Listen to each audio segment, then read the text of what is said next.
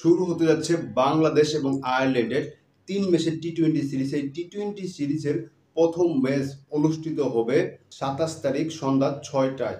এই খেলাটি শুরু হবে চট্টগ্রামে। তো এই প্রথম ম্যাচে বাংলাদেশের স্কোয়াড কেমন হতে পারে, আয়ারল্যান্ডের বিপক্ষে প্রথম টি-টোয়েন্টিতে বাংলাদেশের স্কোয়াড কেমন হতে পারে সেই নিয়ে আলোচনা করবো, এবং কে কে স্কোয়াডে সুযোগ পাবে এবং কোন চমক দিয়ে বাংলাদেশি স্কোয়াডটা নতুন করে সাজাতে যাচ্ছে সেই নিয়ে আলোচনা করব।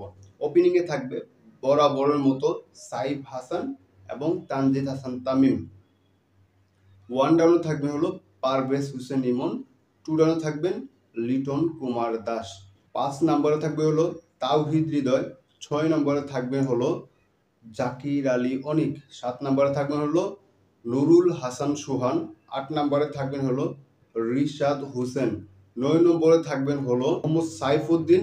আর 10 নম্বরে থাকবে হলো তানজিদ হাসান সাকিব। আর 11 নম্বরে থাকবে হলো মুস্তাফিজুর রহমান। এই হলো আয়ারল্যান্ডের বিপক্ষে বাংলাদেশের সেরা একাদশ।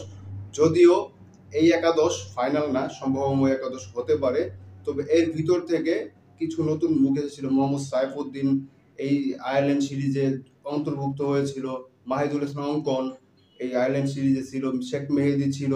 স্পিন অ্যাটাকের পর খেলা হলো পরে শেখ মেহেদী দলে অন্তর্ভুক্ত হতে পারে, নাসুম আহমেদ আছে, শরীফুল ইসলাম আছে, তারা অন্তর্ভুক্ত হতে পারে।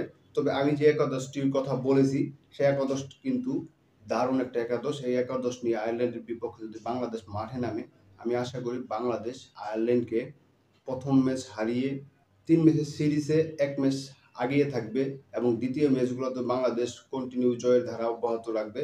তো সেদিক থেকে বাংলাদেশের জয় কামনা করে বাংলাদেশ যেন আয়ারল্যান্ডের বিপক্ষে 3-0 সিরিজ জিততে পারে, প্রথম ম্যাচ জিতে তার অনুশোচনা করতে পারে।